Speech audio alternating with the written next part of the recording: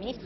Bon, écoutez, je n'ai pas grand-chose à dire. Je crois que nous avons parlé pendant 13 heures, ce qui représente par conséquent la preuve que beaucoup de questions ont été abordées, que les discussions ont été approfondies et d'où vous pouvez conclure qu'elles n'ont pas reculé, mais qu'elles ont, je crois pouvoir l'affirmer, progressé. Bien entendu, la séance est suspendue et nous nous retrouvons demain, plutôt aujourd'hui, après-midi, ici même. Je vous remercie.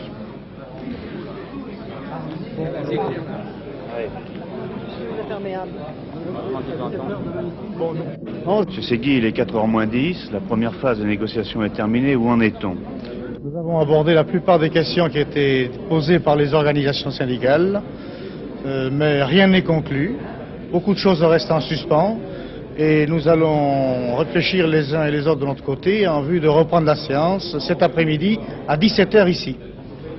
Monsieur le secrétaire général de Force ouvrière, comment s'est passée cette réunion de plus de 12 heures de discussion?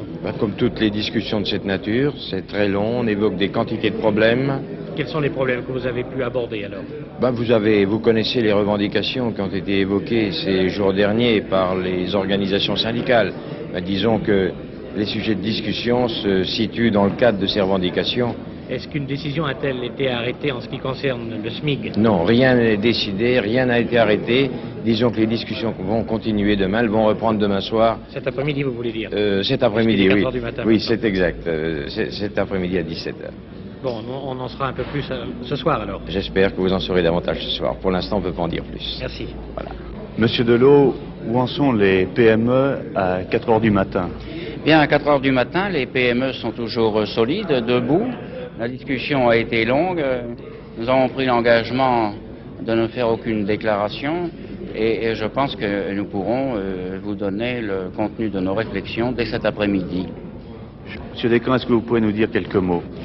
Eh bien, les travaux ont duré 13 heures, vous l'avez vu. Je pense que les points de vue se sont rapprochés assez sérieusement au cours de ces discussions. Je crois qu'ils se sont rapprochés parce que le gouvernement et le patronat se rendent bien compte qu'il y a actuellement 9 millions de grévistes et que ceci pose des problèmes en d'autres termes. J'ai le sentiment que les dossiers restent ouverts, mais qu'il y a de sérieuses possibilités. Néanmoins, les travailleurs doivent renforcer leur lutte, maintenir leur piquet de grève, de façon à ce que si jamais il y a des difficultés, ils sont en état d'opposer leurs forces au patronat et au gouvernement. Monsieur Huvelin, président du Conseil national du patronat français, dans quelle ambiance s'est déroulée cette réunion? Dans une ambiance extrêmement sérieuse.